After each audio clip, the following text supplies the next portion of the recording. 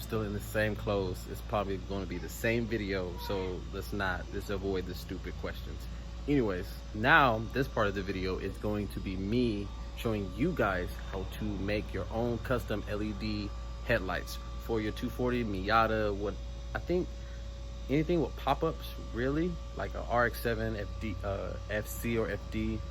Pretty sure it's the FC.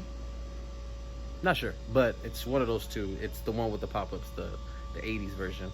But yeah, any car with pop-ups, this will kind of really work on.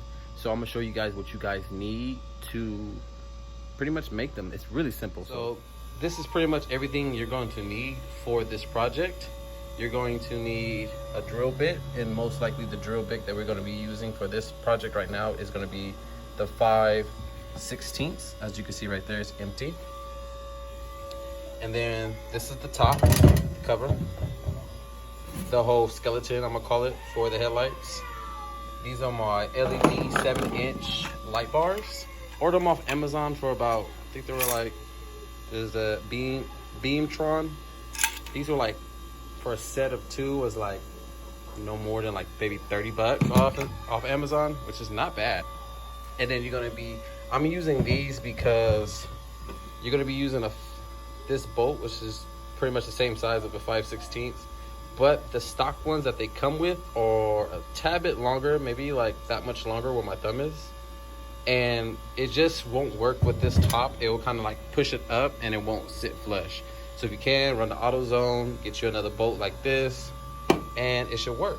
So now that that's all set, and you see what you're gonna be needing. Oh, of course, with a drill bit, you're gonna be needing a drill. Of course, if you guys don't know that, you should know it.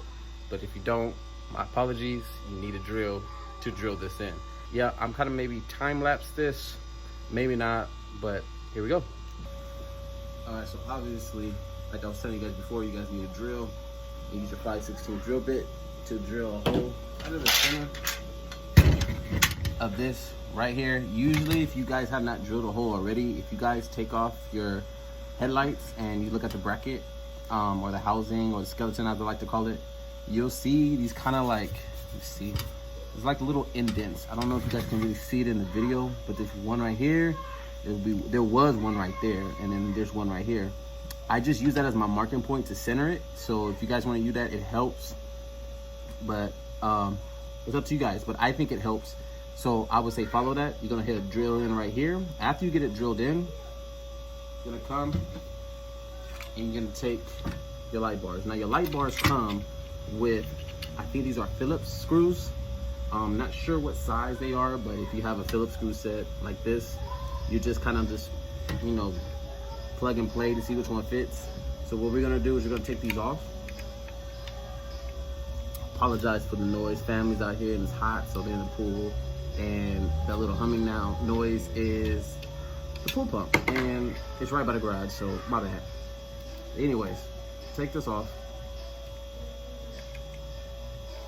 And then you're gonna have a little bracket. So once you do that, fuck that, you're gonna drill in a hole. And what you're gonna do is you're gonna kind of mark up with your little bracket. You see adjusting bracket? It lets you rotate the headlight further down, further up, whatever your preference is, whatever your project you're working on.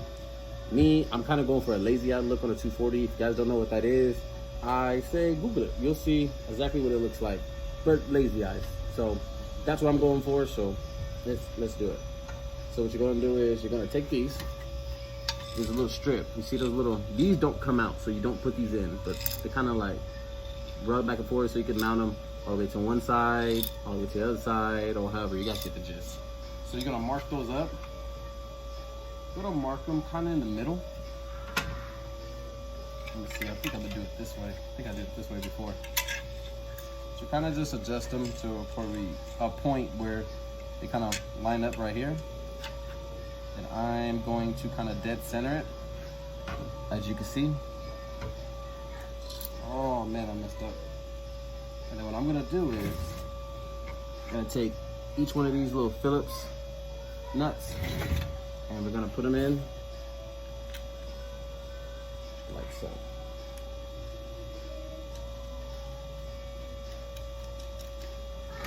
thing. I don't tighten them down all the way, just because I like to have a little play with this to see where it goes. So now I kind of mark it up. I always take this, I kind of run it through, I run this cord either through this hole or I kind of over the top, whichever one you prefer. It doesn't really matter. I think this time I'm gonna go ahead and run it over. No, I'm gonna do it underneath. No, I'm gonna do it over. Okay, undecisive, whatever. All right, guys, so I kind of messed up. The way I was doing it before, you don't add those Phillips screws in just yet. You kind of go with the big bolt first, just because, and you're gonna go with the head at the bottom of the bracket. It just makes it a lot more easier to mount up. So we're gonna continue that. So as you see, I'm gonna keep going. Move this through here. Fits like a glove. Where the hell is my nut? Oh. And then just screw this on real quick. Make sure it's kind of, firm. And as I said before, these little things, kind of line them up with this. Depending how you want it. You want it really low, you're gonna tilt it kind of back. If you want it really high, you tilt it, you'll tilt it forward if you kind of want it to look more towards the ground. Tilt it back if you kind of want it looking up. So I'm kind of going for the middle look. So we're gonna just mount it like this. I'm running the cord over it. As you can see, it's a little bit more easier to deal with, and it's, oh, sorry about that. It's a little bit more easy to deal with and put together rather than just kind of doing it through here, because then you have the complications of this cord bending right here, and this makes it too complicated. So we're gonna just do this. I'm gonna line my things up. I think there's pretty perfect for right now. I might adjust them later. And then go ahead, put your Phillips nuts in, or screws in, my bad, because the nuts aren't anything, but put your Phillips screws in. Take your Phillips and tighten it. You can tighten them real tight once you know the position you want them in. So I know I'm gonna just keep them in this position for right now until later. So go ahead and tighten them on like that. And so. And then boom. That is already marked up with your wires. That's gonna lead to the back of the headlight, so you can wire them up on whatever car you're driving or whatever setup you're doing. And after that, you just kind of put this over the top, like so. Make sure the holes line up so when you add your new screws in. And then we're just gonna go ahead and put these in real quick. This kind of right here, like I said, there's more bolts to it, but I just wanted to make a quick video on this.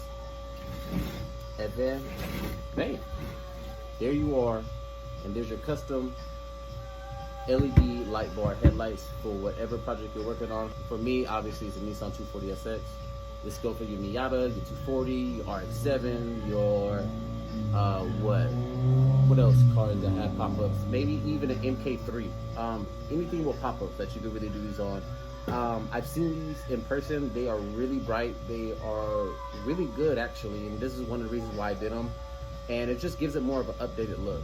So that's how you guys make your custom LED headlights for your pop-up car. Again, quick. It takes about 15 minutes when you got other parts, when you got no time in hand. It's really simple, it's really easy, and actually pretty fun. So thank you for tuning in. Have a good day.